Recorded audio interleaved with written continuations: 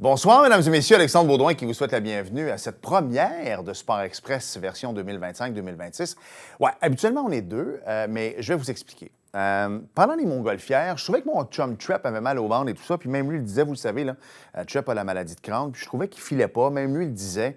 Alors, ce qui devait arriver, arriva, inflammation et tout ça, hospitalisé pendant une semaine, pas loin de 10 jours. Faites-vous-en pas, il va mieux, il est de retour à la maison. Mais je dois vous avouer que celle-là, elle m'a frappé un peu. Moi, je suis enfant unique, OK? Puis pour moi, mes chums, c'est comme des frères, mon chum Kevin, Patrick. Trep, c'est la même affaire. Trep, on se voit à l'émission de télé, pas besoin de se parler 100 fois par année. On se connaît depuis 20 ans, on vient pas du même milieu, mais il y a eu une connexion. Puis celle-là, honnêtement, je l'ai trouvée tough. Mais je suis content de savoir qu'il est de retour à la maison. Par contre, il est arrêté, que ce soit à Sport Express, à Tourisme Montérégie ou même à LCN, pour un temps indéterminé. Ça peut être 5 semaines, 6 semaines, 7 semaines, peu importe. Mais chose certaine, dès qu'il va aller mieux, il va revenir ici sur le plateau. Puis mon chum, je t'aime, tu le sais, puis je te souhaite prompt rétablissement. Pour le remplacer maintenant, il y a Will qui va venir des fois, William Julien, mais qui de mieux que sa tendre épouse, Lisanne Richard. Salut! Allô, on n'est pas mariés. Non, je sais, mais c'est pas grave. Je fais exprès, là. Je pars des rumeurs. Fait que sur le séjour la semaine prochaine, les photos de mariage. En tout cas, on jase, là, tu feras ça sur Photoshop. Mais il va bien? Il va mieux. Modérément bien, je dirais. Ouais. Mais merci d'avoir accepté l'invitation à pied levé comme ça. Puis on va animer ça pour le... Quand t'es pas ça, je disais tantôt, Will, quand t'es pas disponible. Exactement, parce que bientôt, je m'en vais en Australie. J'ai pas changé ces plans-là pour Sport Express. Je comprends. Mais à part ça, je vais être présente et puis ça va me faire plaisir. J'ai eu la chance d'être invitée, quand même à maintes reprises. Donc, je connais le studio, je connais l'équipe, puis j'avais le goût de vivre ça avec vous. Bien, merci. Puis on part ça fort. Attention, on part plongeon de hors-vol. Michael Foisy au retour. Bienvenue à Sport Express.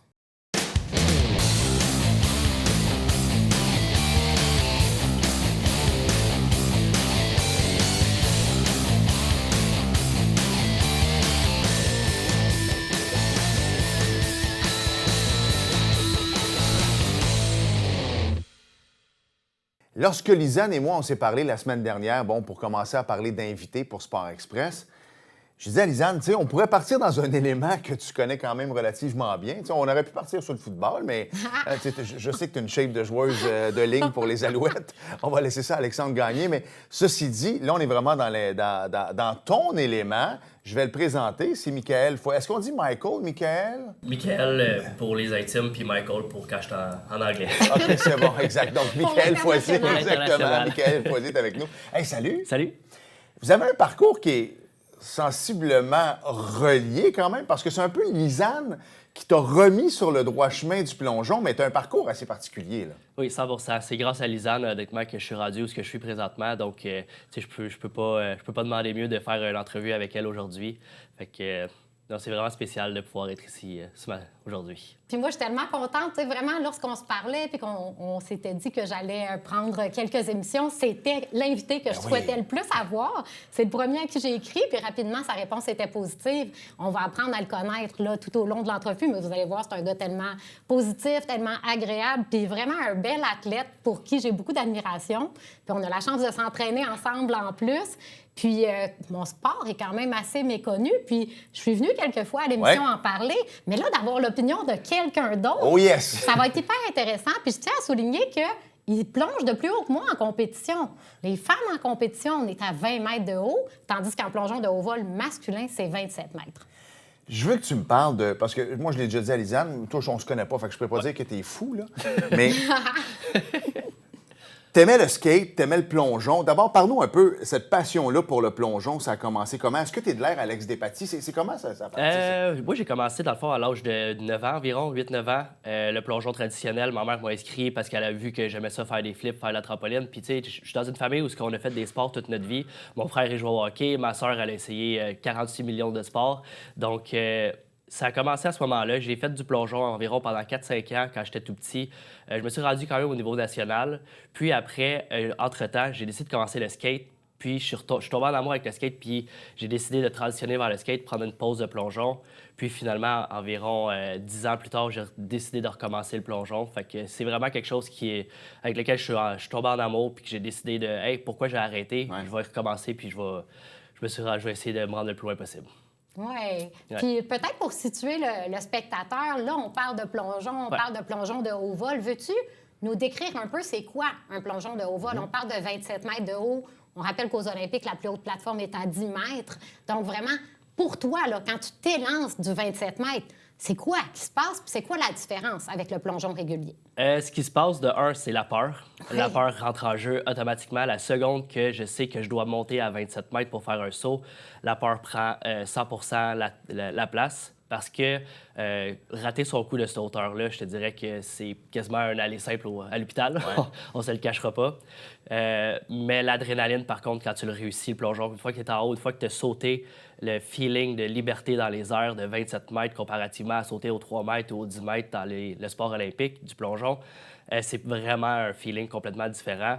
Puis de toucher l'eau, de sortir de l'eau, puis de pouvoir dire « j'ai réussi mon saut, je suis en vie, j'ai rien de brisé, tout fonctionne bien », il n'y a pas de meilleur feeling, honnêtement, que ça.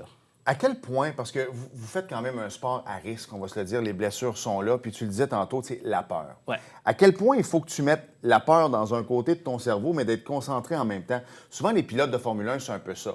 Il faut pas être trop peur, parce que dans un dépassement à 250 km/h pour prendre la première place, il faut que tu sois quand même assez alerte pour le faire, mais en même temps, il faut toujours que tu aies une certaine sécurité aussi.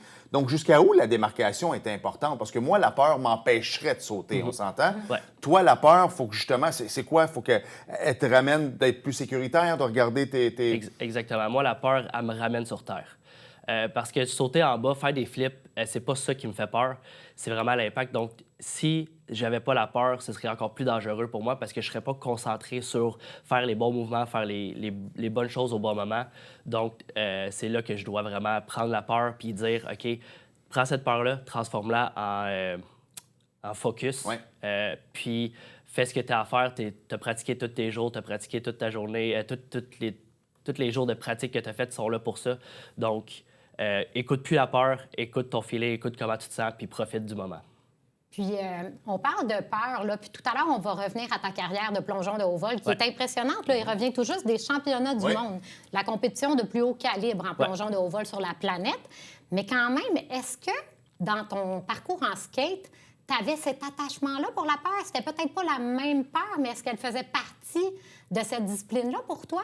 C'est sûr qu'elle était présente, mais vraiment moins présente qu'en plongeon, parce qu'en plongeon, chaque saut est dangereux, alors qu'en skate, juste rouler, c'était pas dangereux pour moi. Faire des tricks, c'était pas nécessairement dangereux pour moi, donc elle était moins présente à chaque fois que je faisais un mouvement. Évidemment, quand je sautais en bas des marches, ça faisait peur parce que je pouvais toujours me casser quelque chose. On a des belles vidéos, d'ailleurs, le public va pouvoir apprécier les images. Je suis allée faire un survol, puis c'est impressionnant, là, les grosses marches et tout. C'est ça, exactement. Fait que, la peur rentrait en jeu, oui, mais il y avait quand même le feeling de, tu sais, je suis quand même sécuritaire, je sais ce que je fais. Puis au pire, si je tombe, je peux faire une roulade, je vais bien m'en sortir. Alors qu'au plongeon, si je manque vraiment 1 degré, 2 degrés où je suis pas complètement focus, c'est plus juste une cassure ou c'est plus juste une foulure ou c'est plus juste une roulade. Je peux pas ça peut être fatal, tu sais. Ça, c'est l'autre question. En skate, tu sais, comme par exemple, un boxeur, on a reçu Alexis Barrière, puis moi, tu sais, dans ma tête, je serais pas... En fait, je suis pas un acteur, je suis pas un athlète de haut niveau, dans peu importe.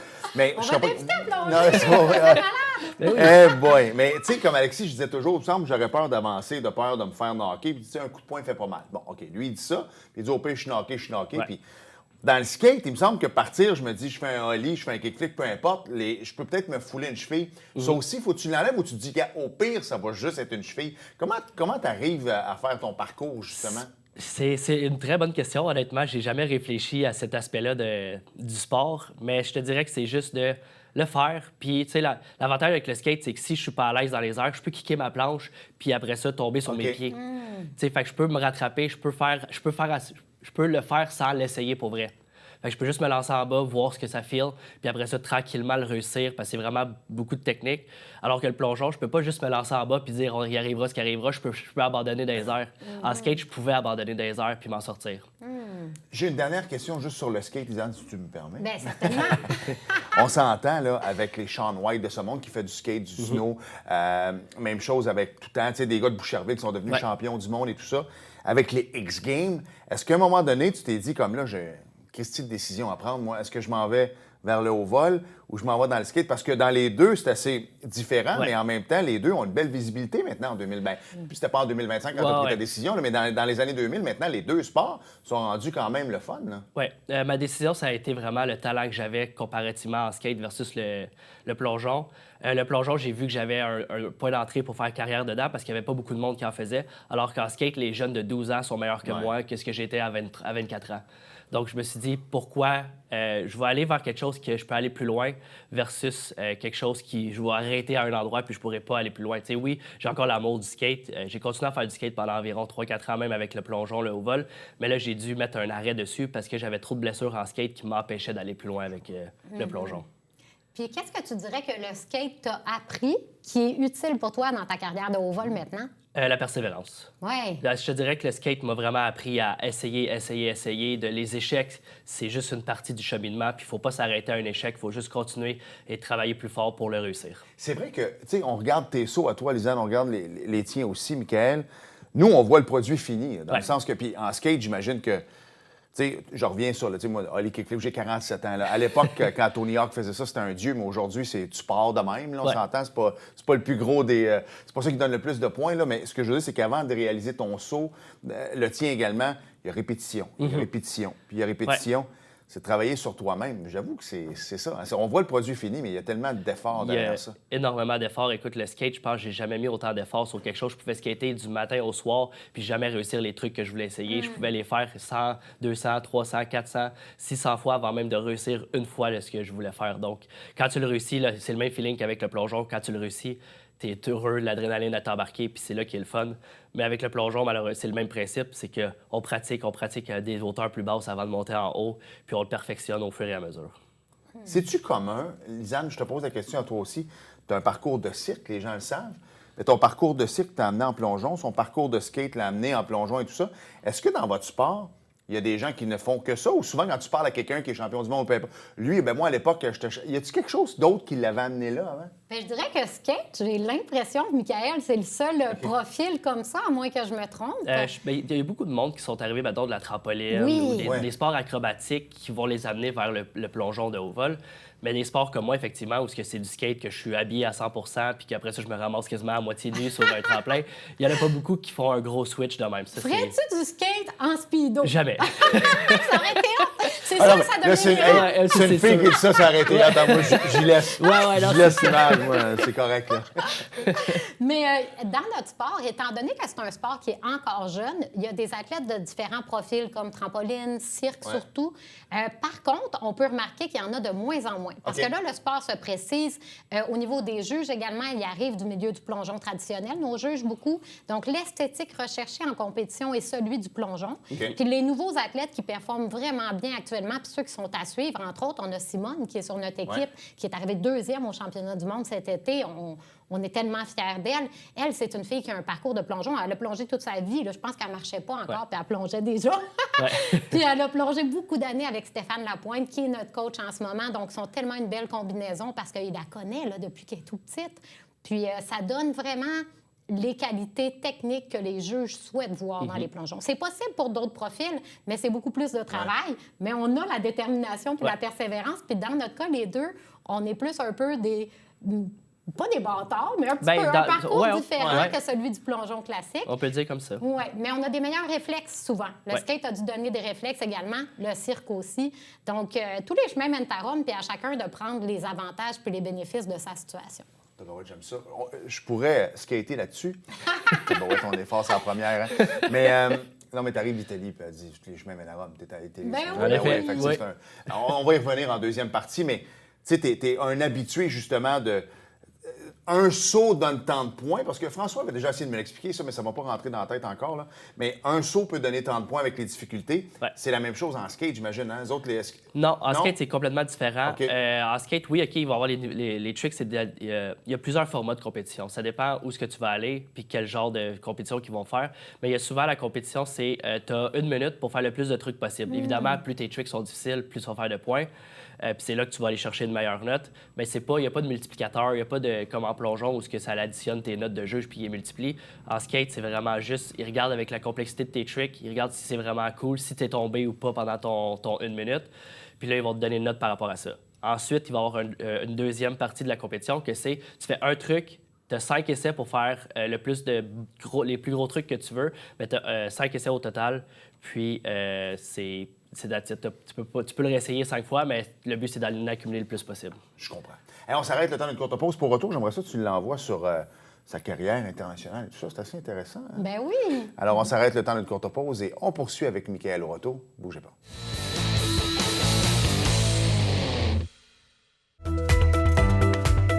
Ici Mario Tremblay. Je vous donne rendez-vous à la tribune TVHR, votre émission d'affaires publiques présentée les mardis, mercredis et vendredis à compter de 17h. C'est un rendez-vous.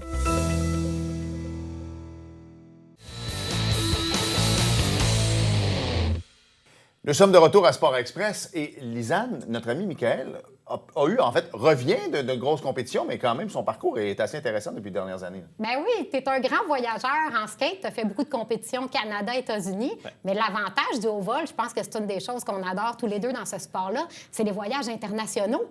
Est-ce que tu as envie de nous parler de certaines destinations Bien que tu es allé? J'ai jamais autant voyagé qu'avec le plongeon, honnêtement. C'est incroyable le nombre de voyages que j'ai pu faire dans les 2 dernières années, même 3 dernières années, en fait. Notre centre d'entraînement principal, nous autres, qui est en Floride. Donc, on va en Floride à quasiment au moins 2-3 fois par année parce qu'on n'a pas de 27 mètres au Québec, donc on n'a pas le choix de se déplacer. Ça arrête à combien à Claude Robillard? À Claude Robillard, c'est 10 mètres. Le club Camo, en général, est là-bas. Mais au centre sportif du Parc olympique, on a notre 20 mètres. Donc ça, c'est formidable pour les compétitions féminines. Puis c'est génial aussi pour former des nouveaux hommes, là, parce qu'il y en a qu'on prend vraiment junior, puis graduellement, ils se rendent à 10 mètres, 12 mètres, 15 mètres, 18 mètres, 20 mètres.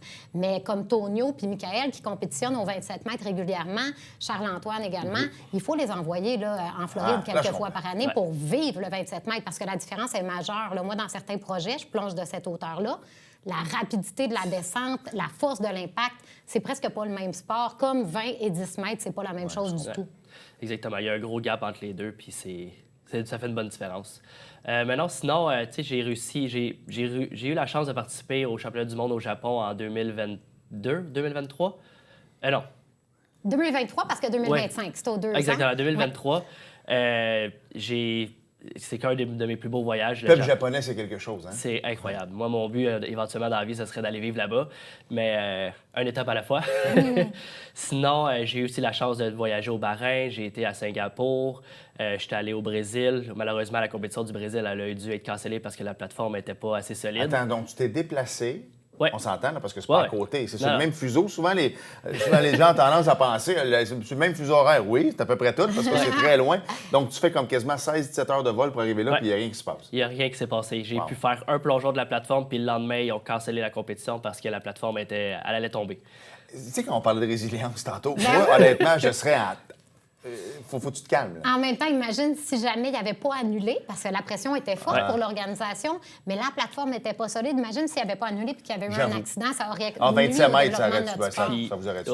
Non, exactement. Puis aussi, on était quand même un peu soulagés parce que la plateforme, quand on sautait, était rebondissante un peu. Fait que 20... Ah ouais, OK, à ce point... C'est pas rebondissant nécessairement, mais ce que je veux dire, c'est que des fois, ce qu'on appelle un dead bounce, c'est quand tu sautes, ça t'empêche de sauter, fait que ça te coupe ton élan, donc ça devient encore plus dangereux. Fait qu'on était vraiment contents que ce soit cancellé quand même, malgré le déplacement. J'ai été chanceux pour ce voyage-là. Plongeon Canada avait tout payé, mais pour d'autres avec qui on s'entraîne ou qu'on plonge souvent, comme mettons les Suisses, eux autres doivent toujours tout payer leur voyage. Ils n'ont pas de fédération qui les aide pour les payer, donc c'est plus difficile. Fait que on a été chanceux de pouvoir avoir ce backup-là de Plongeon Canada. Sinon, grâce à ça, j'ai aussi pu aller à Dubaï. J'étais allé en Italie la semaine passée. Donc, ça me permet vraiment de voyager un peu partout dans le monde. C'est vraiment une super expérience. Est-ce que tu as un travail au travers de tout ça? Tes études, une conjointe, des choses? Oui, je suis au travail à travers tout ça. J'ai une job à temps plein. Je suis programmeur. OK. J'ai été chanceux. J'ai trouvé un emploi qui me permet de faire mon propre horaire. Donc, tu sais, à tous les jours, on s'entraîne au Stade olympique, moi puis Lisanne, puis toute l'équipe, de 11h à 2h. Donc, à chaque jour, il faut que je prenne une pause. Gagne. On est en oui, on est en retard. Attends encore 5 minutes. C'est ça. Non, là, on est en congé aujourd'hui. Tout le monde revenait. Il y avait une compétition en Bosnie c'est la fin de semaine passée, donc le coach était parti là-bas. Mais sinon, on s'entraîne, c'est ça. Fait que, grâce à ma job, il me permet de pouvoir aller m'entraîner à tous les jours, mais c'est quand même difficile de pouvoir jumeler travail et plongeon quand tu fais les deux à haut niveau. Donc, ouais. Est-ce que tu aurais aimé ça commencer à son âge? Ben oui, parce qu'il y a 14 ans. Non, c'est pas- Non, mais bon point, j'ai plongé en avant, mais toi, c'est le site quand même. Mais... Oui, non, mais c'est vrai que moi, pendant un certain temps, je me suis dit, Caroline, j'aurais dû commencer plus tôt. Mais ensuite, j'ai réalisé que ce qui faisait ma force, c'est vraiment la capacité de performer au bon moment. C'est ça ma force. Moi, c'est pas la technique, parce que de toute façon, mon bagage technique était manquant comparativement à mes rivales. Mais comme je sais, puis je le sais encore, parce que je me l'ai prouvé à ma dernière compétition, performer au bon moment, je pense que ça, c'est une acquisition que j'ai faite en me connaissant. Okay. Puis avec l'âge, fait que là, je suis comme rendue au stade de ma vie que j'ai pas le goût d'envier ou d'avoir des regrets, puis il y a des avantages dans toutes les situations. Fait que... Je suis 100% d'accord avec ça. Moi aussi, tu sais, si j'avais pas pris la pause de 10 ans pour faire du skate, je pense pas que je me serais rendu... Si j'avais continué le plongeon, je pense pas que je me serais rendu au vol parce que je me serais peut-être écœuré de faire du plongeon ou quoi que ce soit. Donc, je suis content d'avoir pris cette pause-là. Tu sais, j'aurais voulu, oui, peut-être commencer plus tôt pour être plus loin aujourd'hui, mais en même temps, je suis là aujourd'hui, donc je peux pas... Je suis tellement content que tu en parles de ça, puis je vais faire une amalgame. Tu disais ton frère joue au hockey, puis ta sœur a fait plein de sports. Ouais. Souvent, on parle beaucoup, il n'y a pas beaucoup de Québécois dans le hockey en ce moment, puis c'est supposé être notre sport national. Puis dans le fond, on n'a jamais eu autant de jeunes qui jouent 12 mois par année, alors que moi, je me bats pour dire que tu devrais faire d'autres choses pendant l'été. Tu es la preuve vivante qu'à un moment donné, il faut se slacker aussi si on veut continuer à aimer son sport, de relaxer. Puis, exact. Moi, c'est ça mon secret, c'est qu'il faut que je prenne des pauses. Si je fais ça tout le temps, c'est comme une job à temps plein, ça va finir par m'écœurer. Tu sais, oui, j'adore ma job, j'adore faire ce que je fais, mais si je la fais à tous les jours, non-stop, sans arrêter, j'aimerais plus ça. Je finis par être tanné de faire ce que je fais, donc de prendre des pauses, pour moi, c'est très sain. Puis c'est un des avantages de l'équipe canadienne. Là. La santé mentale est vraiment une des priorités. Okay. Puis on a vraiment une belle cohésion. Puis justement, Stéphane Lapointe, Olivier, tout le monde autour de nous, là, c'est un sport d'adulte. Donc la vision de ce sport-là puis la façon de l'approcher est vraiment différente. Puis on a vraiment beaucoup nos propres décisions. On se fait pas dire quoi faire. On se fait dire... Ah, peut-être qu'on devrait faire ça. Qu'est-ce que tu en penses? Ouais. Donc, chacun a son rythme. On a Molly qui plonge avec nous aussi, qui est excessivement occupée en tant qu'influenceuse. Donc, chacun a son rythme. Chacun fait ses horaires. De toute façon, chacun a son historique de blessure aussi qui nécessite des pauses par moment. Alors ça, c'est vraiment bien parce que c'est notre propre décision à chaque fois. Puis s'il y a une journée qu'il y a un 15 mètres ou un 20 mètres sur sa liste de suggérer puis qu'il ne le file pas, il dit non, puis ça va être respecté. Là. On n'a pas le choix, étant donné que le niveau de risque est tellement élevé et qu'on est tous des adultes, on fait vraiment partie à part entière de nos choix et de nos décisions dans ce sport-là. Le fait d'avoir Lisanne près de vous autres, qui est quand même une personnalité connue avec Big Brother maintenant, qui est avec nous à Sport Express. Dans le sens que... Non, mais l'émission de Bosnie, par exemple, ça a été en rediffusion. Ça a été en rediffusion partout, mais ce que je veux dire, c'est qu'elle fait des collègues à TVA Sport et tout ça. Le fait d'avoir une personnalité avec vous autres. Molly, qui, je pense, là, c'est très bien intégrée ici à Montréal. Je pense qu'elle est tombée en amour avec Montréal. Elle y habite aussi. Ben c'est pas une Québécoise, son chum aux dernières aussi, nouvelles. Qui exact. est un athlète Red Bull. Le fait que des gens sur les réseaux qui ont une belle plateforme comme ça aide votre sport, pas à peu près. Ça l'aide énormément d'avoir ces gens-là autour de nous autres, de faire connaître ce sport et de le faire valoir aussi. Jusqu'à quel point? Parce qu'on a tous vu l'incident, Molly. Moi, ça m'a fait capoter. Mais tantôt, tu parlais de temps de réaction que peut-être le skate t'a aidé. Ouais. Sur 27 mètres, là, ton pied il part. On s'entend. Là, moi, dans ma tête, je me dis, hey, t'as le temps de te revirer de bord. C'est facile à dire, mais c'est l'expérience qui rentre. Parce que elle, après, sur les réseaux sociaux, là, on la voit rire et tout ça. Là, nous, on en a parlé hors d'onde. D'après moi, elle n'a pas trippé. Là, on s'entend là-dessus. Ah, ouais. Toi, est-ce que c'est le genre de truc que tu skippes sur YouTube? Tu veux pas voir ces choses-là, j'imagine? Ou au contraire, ça te ferait prendre l'ampleur qu'il faut garder le côté sécuritaire qu'on parlait tantôt? C'est un mix des deux. Honnêtement, quand c'est du monde qui font du 27 mètres comme moi, qui s'entraîne vraiment fort puis qui se plante, j'haïs ça. Okay. J'aime pas regarder. C'est le même principe en skate. Je détestais voir le monde se casser des jambes ou des trucs de même. C'est pas quelque chose. C'est quelque chose qui me fait peur puis que je veux pas voir nécessairement. Tu sais, comme à Singapour, 3 plongeurs avant moi, Nikita, il est tombé à pleuvante puis il s'est fait sortir en civière. Tu sais, c'est quelque chose. Puis j'étais en haut de la plateforme prête à sauter. J'étais le 3e après lui. Ça l'a fait quelque chose. Mon corps a décidé de juste shut down. Je sentais plus mes jambes, je sentais plus mon corps. Mon cœur battait. Donc oui, effectivement, ça fait un gros impact. Fait que de voir ces choses-là, ça fait peur. Mais de voir celui de Molly, quand je sais que je la connais puis que j'y parle, elle me raconte son expérience puis elle me raconte comment est-ce qu'elle l'a eu. Après ça fait moins peur de le regarder parce qu'on s'en est sorti puis elle a super bien performé après. T'sais. C'est même une réussite dans le cas de Molly. C'est un malheureux incident, mais elle a eu des réflexes de chat là, parce qu'elle a fait deux périodes moins que ce qui était supposé. Ouais. Elle a fait double avant, demi-tour pour arriver sur les pieds, mais elle partait pour un quadruple. Là. Puis elle a changé la position et tout, mais on sait que la fin est heureuse, donc c'est différent. Ouais, mais c'est vrai que de voir des incidents qui sont graves puis que la fin n'est pas bonne, ça nous fait peur. Puis même de se revoir, c'est pas tous les athlètes qui sont prêts à ça. Il y a eu des discussions avec Red Bull parce que parfois Red Bull partageait des images d'accidents. Puis là, éventuellement, là, on s'est assuré que les athlètes consentaient à la diffusion de ces images-là avant que ce soit partagé. C'est sûr que c'est le sensationnalisme puis le risque fait partie du sport. Mais il y a certains athlètes qui ont dit « Oh, moi, ma limite, elle est ici. Là. J'ai besoin qu'on la respecte. » Je suis content que tu en parles de ça parce que moi, je suis beaucoup la Formule 1. Puis des fois, sur YouTube, des choses, on dirait qu'il n'y a plus de filtre. Dans le sens que avant, ils montraient, mettons, toi, tu me coupes, là. Ouais. Là, tu entends Verstappen au micro. Là, c'est qui? Souvent, c'est qui cet idiot-là? C'est qui le sans-dessin? Là, je me fais comme, OK, je comprends, ils veulent faire un show. Mais ces gars-là vont se parler, puis peut-être qu'il va y avoir une certaine animosité, puis à un moment donné, c'est en course que ça va mal virer. Tu sais, des fois, puis même chose pour vous autres, des fois, ils rentrent, ils montent des affaires. Il y a 1 500 000 de vues, mais c'est parce que, tu sais, c'est pas mieux si tu arrives dans une compétition, après, hey, c'est lui, Michael, qui s'est planté. Oui. Ah non, c'est difficile. Ouais. Tu sais? En tout cas, bravo. Puis qu'est-ce qui s'en vient pour toi pour la suite? Il reste 1 minute à peu près. Pour l'instant, c'est de retour à l'entraînement, recommencer en force parce que je me suis blessé en Italie. Donc, je recommence à zéro un peu, puis on va voir où est-ce que je m'enligne, mais je vais une journée à la fois avec mon sport. Parle-nous un peu de lui, d'après toi. Là. L'avenir est beau pour lui? Mais un gars super intelligent également, donc sa carrière après le sport aussi. Là, il est pour une compagnie, mais également travailleur autonome. Puis allez suivre Michael sur les réseaux sociaux. Vraiment le fun à suivre. Des beaux plongeons dans la nature et tout. Encore du skate de temps en temps dans des soirées.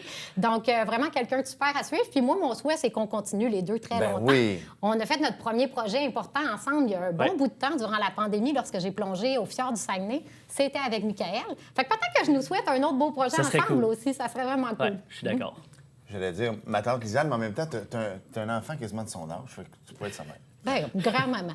Arrête, on a le même âge, Noé, ça fait que je peux me permettre de dire ça. Hey, Michael, all the best. Merci de nous voir. Merci d'avoir invité Michael. C'est vraiment une belle découverte, puis on te souhaite que le meilleur. Merci beaucoup. La barre est haute pour les prochains invités. Vraiment. On s'arrête le temps d'une courte pause. Et la bonne nouvelle dans tout ça, c'est quoi? Y a-tu du NASCAR? Je sais pas. Au retour.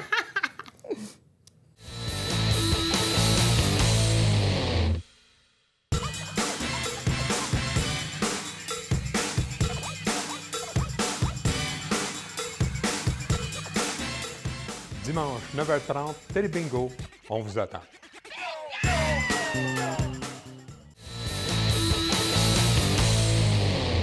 Alors, Alex, il y avait du bingo et du NASCAR. Ah oui, on lâche pas les projets, Lisanne. Alors, félicitations à Tania Brault-Ravary, Ginette Côté, Marie-Chantal Savoie, Nicole Boulet, Normand Fontaine, Carole Racicot, Pierrette Boulris et pour une deuxième fois, Tania Brault-Ravary. En NASCAR, ça? Ah non, c'est au bingo. Non, c'est pas des noms de NASCAR. Non, vraiment pas. Hey, merci de jouer parce que c'est ce qui fait que la station va si bien ici. Merci. Et au NASCAR, il y avait Denny Hamlin qui a gagné. La prochaine course, c'est à Bristol. Celle-là, je l'aime bien. Puis si vous voulez voir les résultats complets, vous irez sur Internet. Merci, Lisanne. La première, elle est faite. Yeah. Merci à vous d'avoir été là. Et à la semaine prochaine. Bye-bye. Télévision du Haut-Richelieu. Notre région, votre télévision.